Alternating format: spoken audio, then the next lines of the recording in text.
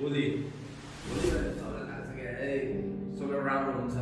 रङ दलिन्छ रङ दलेर छुट्टीको दिन होइन सानो त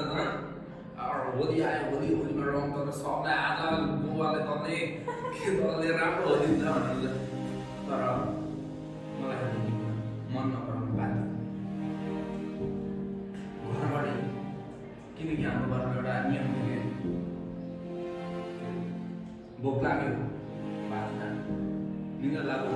गएर सुत्छ अनि छुट्टी आयो खेतमा जा बुझिरहेको थिएँ कस्तो कस्तो पीडाको त्यो अझै अगाडि सुरुमा चाहिँ हाम्रो घर पहिलोचोटि होली मैले थाहा भएको चाहिँ 8-10 वर्ष गाउँमा सुरुचोटि गाउँमा होली खेल्नु गयो सुरुचोटि होली खेल्नु जाँदाखेरि मेरो दाइकोमा चाहिँ अघिल्लो दिन आएर भोलिको दिन छुट्टी अघिल्लो दिन घरमा आएर मात्र होली आएको होलीमा बाटी पनि रङ गर्ने सबै पोका पोकामा डर खेलिदिनु भनेर बाटी ल्याएको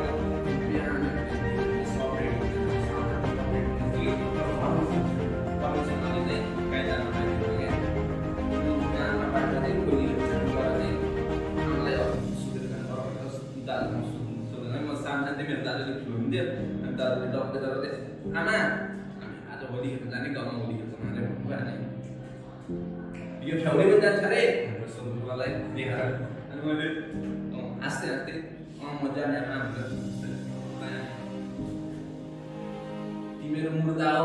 कति काम छ आज छुट्टीको दिन अरू बेला त घरमा बस्दैन तिमीहरू छुट्टीको दिन पनि हिँड्नुपर्ने अब खेतमा त्यहाँ आज डल्ला कुद्नु छ बाँधो खट्नु छ कसले गर्छ त्यो काम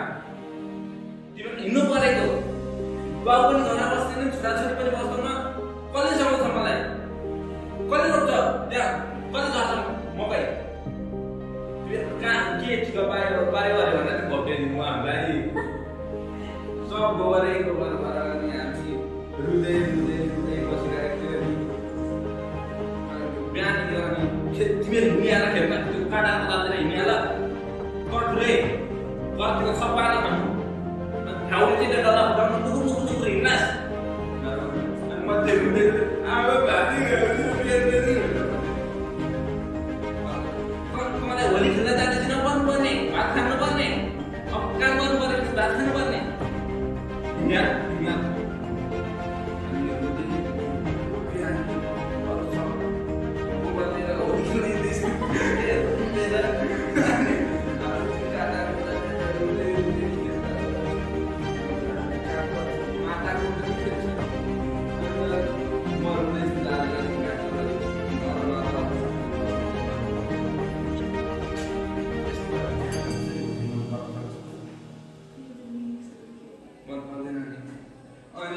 फेरि अर्को साल चाहिँ मेरो साथीहरूले पनि प्लान बनायो क्या यसलाई चाहिँ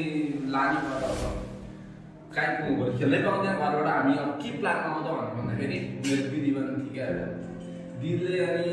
दिदी आमालाई माग्दा त आमा यस्तै हुन्छ यस्तो थाहा छँदैछ कहीँ जाँदिनुहुन्न दिदीलाई चाहिँ खाएर बनाएर मलाई जाने हामी दिदी कस्तो थियो अनि सबजना आमालाई हामी केटालाई दिदीसँग हामी चाहिँ मिलाएर बनाउँछौँ तब हिँड अनि दिदीलाई पनि होली खेल्न जाउँ भनेर भन्नुपर्छ अनि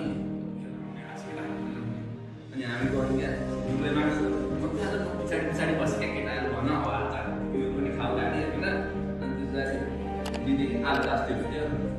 आलु तास्दै गर्दाखेरि दिदी होली खेल्न जाने आज त होली भनेर दिदीले चाहिँ ए तिमीहरू होली खेल्न माग्या अनि हाम्रो त्यो फ्याउले पनि जान्छ अरे